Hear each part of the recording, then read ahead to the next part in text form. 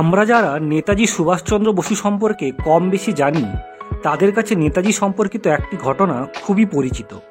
যে ঘটনাটি নিয়ে চলচ্চিত্র থেকে শুরু করে বিভিন্ন লেখালেখিতেও নেতাজিকে কৃতিত্ব দেওয়া হয়। 1916 সালের 15ই ফেব্রুয়ারি সংঘটিত হওয়া যে ঘটনাটি ছিল পরীক্ষা চলাকালীন প্রেসিডেন্সির অধ্যাপক ওটেন সাহেবকে নেতাজি সুভাষচন্দ্র বসুর চড় মারা, যে ঘটনার জন্য নেতাজিকে প্রেসিডেন্সি থেকে বিতাড়িত করা হয়েছিল। কিন্তু আসল ঘটনাটি ঠিক এরকম ছিল না। ওই দিনের এই ঘটনায় নেতাজির সঙ্গে আরও একজনকে কলেজ থেকে বিতাড়িত করা হয়েছিল, যিনি ছিলেন অনঙ্গ মোহন দাস। ওটেন সাহেবকে চড় মূলত উনিই মেরেছিলেন। এমনকি নেতাজি সুভাষচন্দ্র বসু নিজেও এই ঘটনায় অনঙ্গ মোহনের নাম উল্লেখ করলেও ইতিহাসে কিন্তু এনার নাম প্রায় উচ্চারিত হয় না বললেই চলে।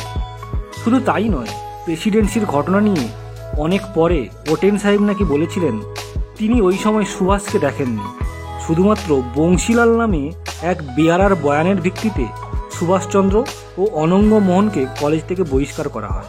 তবে এই অনঙ্গ মোহন দাসকে ইতিহাস কিন্তু কদর দেয়নি। ইতিহাস ঘেটে জানা যায় যে এই ঘটনার জন্য অনঙ্গ মোহনকে আত্মগোপন করে থাকতে হয় এবং 6 বছর জেলও খাটতে হয়েছিল। পরবর্তীকালে ইনি ভারতের স্বাধীনতা সংগ্রামে সম্পূর্ণরূপে নিজেকে নিয়োজিত করেন। গান্ধীজির ডাকা অসহযোগ আন্দোলনে পূর্ব ভারত থেকে নেতৃত্ব দিয়েছিলেন ইনি। দেশভাগের পর উদ্বাস্তু নগরী অশোকনগরে এসে স্থায়ীভাবে বসবাস শুরু করেন এবং এখানেই 88 বছর বয়সে শেষ জীবন ত্যাগ করেন।